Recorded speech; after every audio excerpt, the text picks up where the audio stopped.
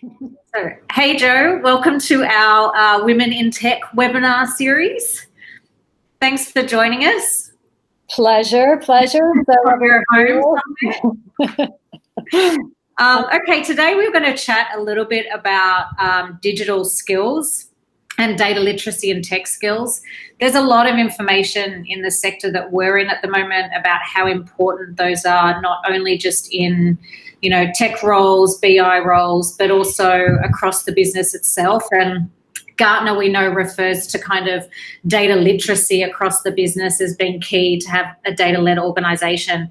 So really that's the reason for the topic. And to introduce Joe Catalano is the president of Dentsu Aegis for Asia Pacific, and also has had many tech roles throughout her career. So really, Joe, we just wanted to talk to you a little bit about in those roles, how you've been able to develop yourself those type of skills, but also where you've seen that work really well across the organization, not just in, specific data analytics roles or BI roles, because I think a lot of people feel they need to be in those roles to get those skills. Okay, great. So where would you like me to start? It's a topic near and dear to my heart. And, as you mentioned, has been with me, I think, throughout my career. So yeah, I think some of the maybe experience about, being a woman in those roles and how you've seen some of that play out, from applying some of those skills that you learn in these types of courses for the organization.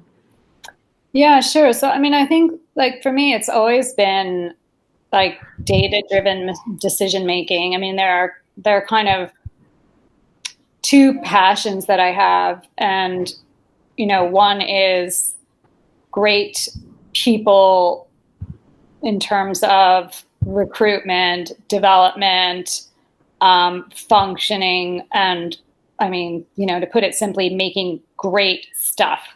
And whether that's making great stuff for another business or making great stuff for a consumer, that is delivered through people.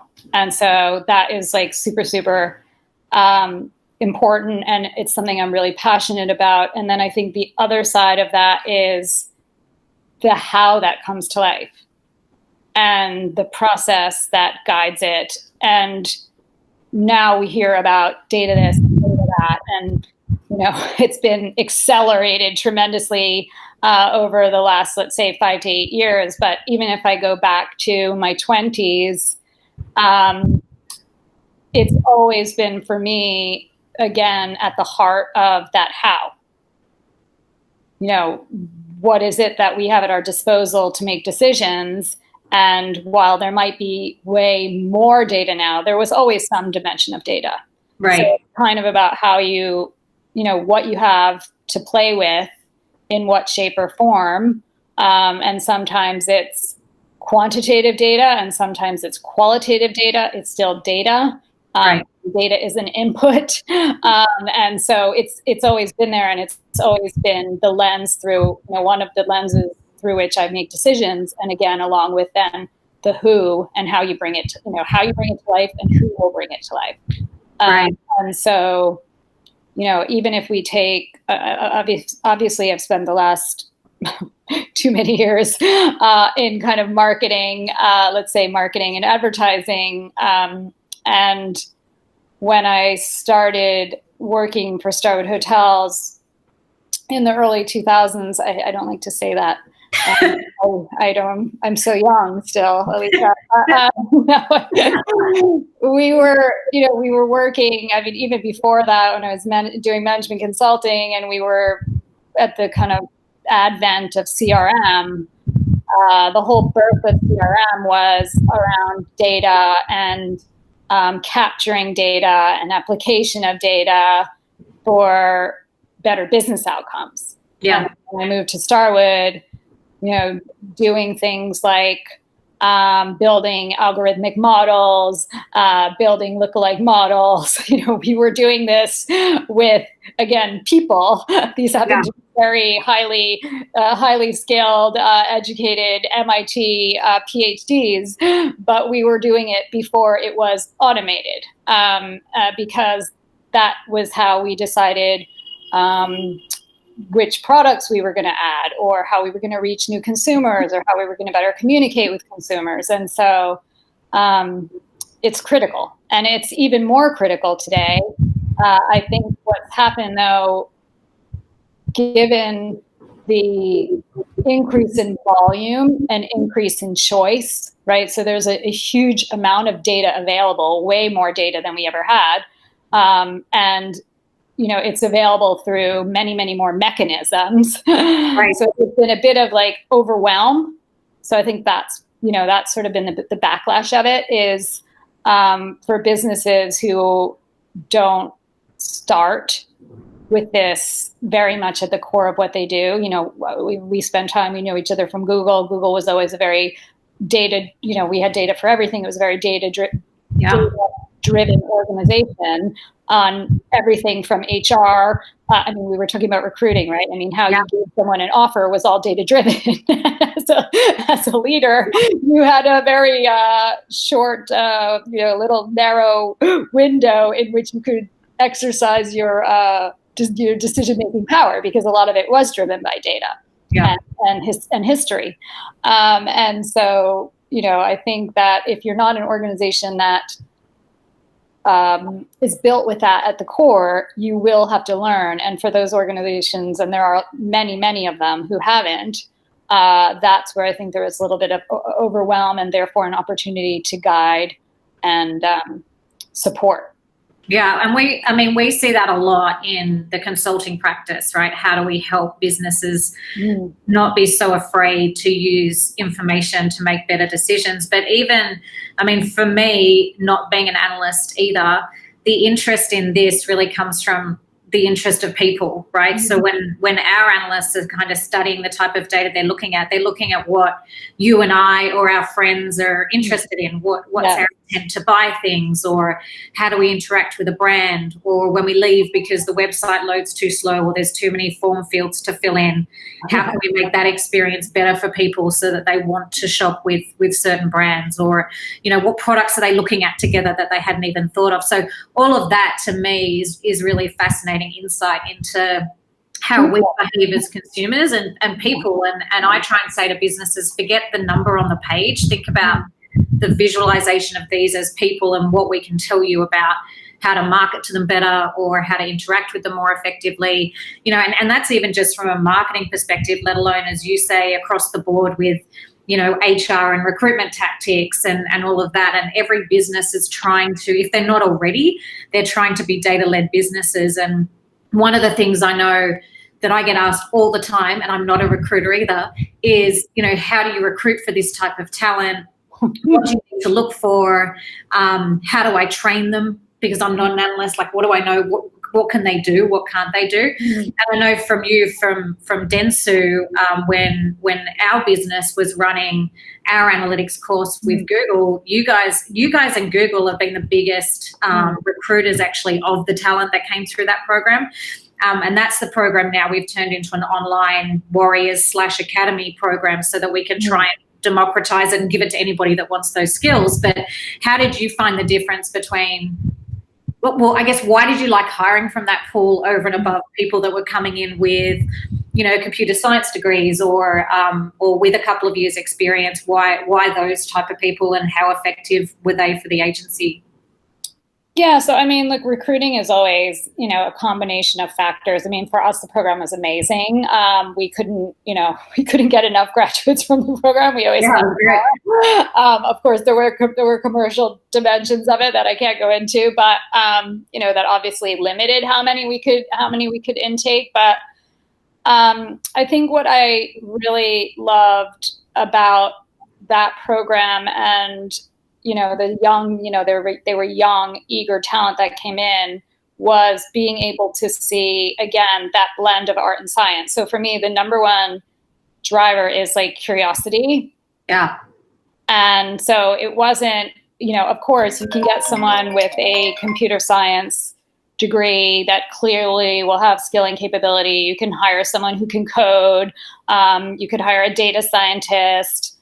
But those people may not necessarily have the curiosity that you were mentioning before to bring together the technical skills with the ability to sit in front of a client. And we're a client service business. Yeah. And so if I look at the graduates from that program who came into our business, they were obviously like really ambitious. They were keen to understand the technology. They were early adopters of what is like the latest and greatest, you know, how can I get better, a real desire to continuously improve. And they were, by the way, all from in terms of a performance scale, you know, they were all high performers. They ultimately ended up being high performers. And I think that curiosity not only made them, you know, deliver a plethora of firsts in terms of cutting edge work with clients, it also allowed them to evolve in terms of roles in the organization. Right. So, and I think that's really important because when you hire young, ambitious millennials who want to have career progression, and we know that this is the case, you know, being able to spot the EQ in them and for them themselves to be able to say, you know what, I could also apply this to something else. Right. To a different role. A really nice like match between, you know what, like one of the guys who started from that program is now running he's in the global partnerships. Right. He's doing commercials and deals. I mean, his first 3 years, he was doing a highly technical role. Yeah. And then as he continued in that role and got more involved with clients, and he started seeing opportunity for like, what other technology could we bring in? How could we make our partnerships better? Yeah. How could we help our partners to get better adoption or use of this technology?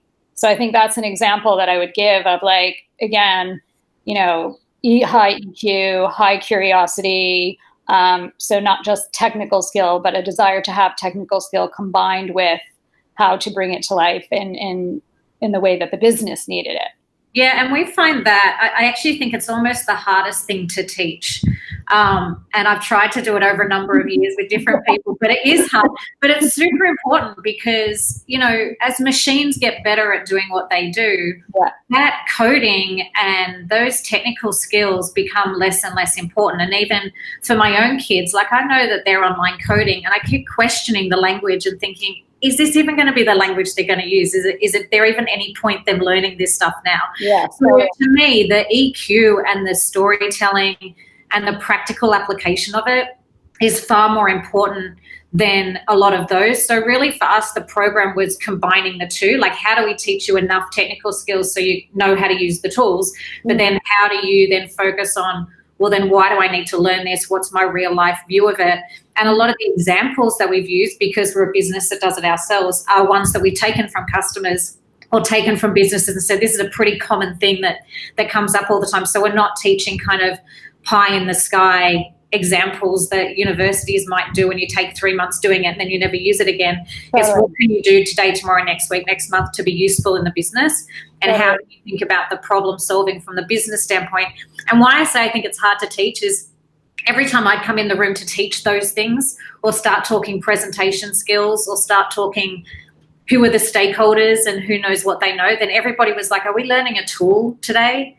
You know, because it's right? Like, no, that's a, you know, what do you call it? That's like a screening criteria right there. Yeah. Because those will not be, I mean, ultimately, you know, that mindset, it becomes about mindset, and that mindset will struggle to progress. I mean, to exactly your point. And I mean, I have children similar age and I feel the same. I mean, for me, it's like, well, can you set up a hypothesis? Yeah. Or where is the creativity in what you're doing?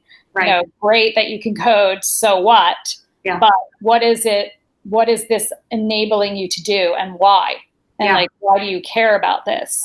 And yeah, it's not. I think it is. It can be fostered, and you can set up. You know, and this is where you get into like culture, where culture. Well, culture is an output, but I guess, you know, the conditions that allow for culture in organizations. I mean, this is where it becomes so important. Because to your point, machine learning, automation, all of this stuff, I mean, it will be a great equalizer. Yeah. Yeah, for sure. So at the end of the day, what is the role of human?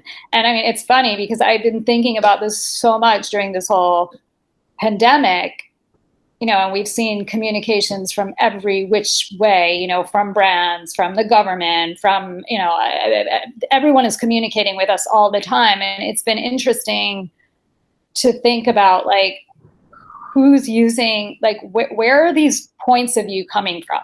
Right. How are these decisions being made? Yeah. And are they taking into consideration the human factor, right? What people are experiencing, and therefore how they will feel, because it's about feeling when they receive this communication. Yeah. And it's all over the shop. And by the way, you can really tell the ones, like, I did this talk a few weeks ago, and I was sharing in it that one of the sustainable fashion companies that I'm on their, I get their EDMs because I think their marketing is good. And one of the emails said, it said something like, it wasn't trying to sell me anything, thank God, but it said something like, we think you've heard enough bad news, so here's some good news. And because they're sustainable, they just had a curation of like 4 really beautiful stories that had to do with, very progressive environmental measures, right? Like regeneration of a coral reef that was done by, and, they were just really heartwarming, lovely stories. And of course, as a consumer, I'm like, yeah, I'll buy their stuff again. Yeah. And I thought it was like, again, going back to like, what is the insight? Like, how did they, and I wasn't in the room, so I can't tell, but clearly they did some analysis that led them to say, our customers will resonate much more with this. This would resonate much more with our customers. And if we just say, hey guys, another 15% off. So yeah, exactly. Yeah, exactly. And like, we're seeing that across the board, obviously, right? As consumer behavior changes, because we're all at home. And I think that kind of brings on to, like, there's a lot of people that are obviously displaced through loss of work, or are thinking about, how do I need to reskill? Because those jobs are still there, so there's a lot of people now that are, and I'm getting a lot of that from different teams where we work with a lot of airlines, obviously, that have been really heavily affected. And they're saying, well, the job still needs to be done. Just the people that were there to do it aren't there anymore. So there is kind of a dual thing happening with people that are displaced and thinking, okay, what's my next move? And then the people that are thinking, well, actually, I've got to reskill to try and do some of these jobs that I didn't have to do before. So, like, from your perspective, and I guess we're thinking broadly about digital data literacy and what that means, there will be a lot of people thinking, well, if I don't want to be an analyst and I'm not a technical person, how by doing these types of programs would I be effective in, like, a business, I suppose. And so your example of seeing somebody go from doing a technical role into what is a commercialized role kind of shows, I guess, the breadth of how all those skills do apply. But you also gave me another example the other day that I thought was really funny, and you'll have to fill in the gaps because I can't remember if I've interpreted it correctly, but you were telling me about a lady whose business you're helping, and she was, I think, thinking of setting up Instagram or Facebook or similar, and you were basically saying, well, you don't even know how it works. Like, you don't know, like, how do you know where you're going to spend your money if you don't know how the platforms work? And I think, and I'd like you to talk through that, because I thought it was really funny, but I also thought it was a really simple way to say, well, that's exactly it, right? Like, you may be wanting to run your own business, or you may be wanting to go into marketing or customer type roles, and so if you don't know what information to ask for, or information that's out there, you might not be the one actually pulling it. Yeah. But if you're not asking the right questions, then how do you know how effective you can be in the job? Yeah.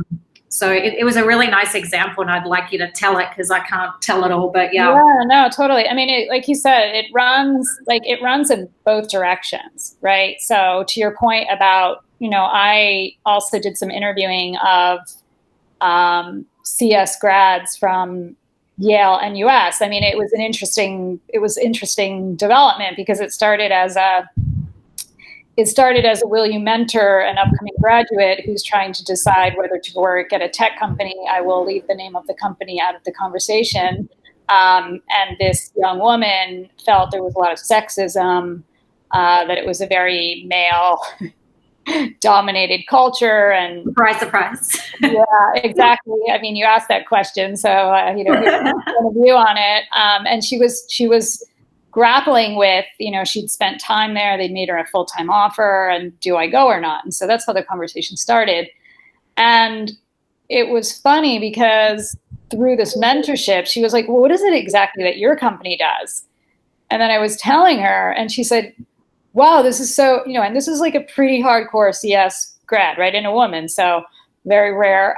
But she was like, "God, I would have never thought about doing this. And like, this is so interesting because it's this like amazing blend of like art and science.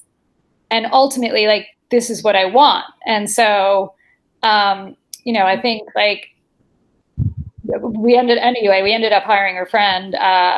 She was a friend, and we ended up hiring her. Her friend referred other people, but it was just a real eye opener for me because I thought like I never would have gone to that talent pool, to like look for candidates. But yet, when you put in front of these young people, like, yeah, well, this is how you take technical skills and feel good about what you're doing, right? And look at it from a human dimension.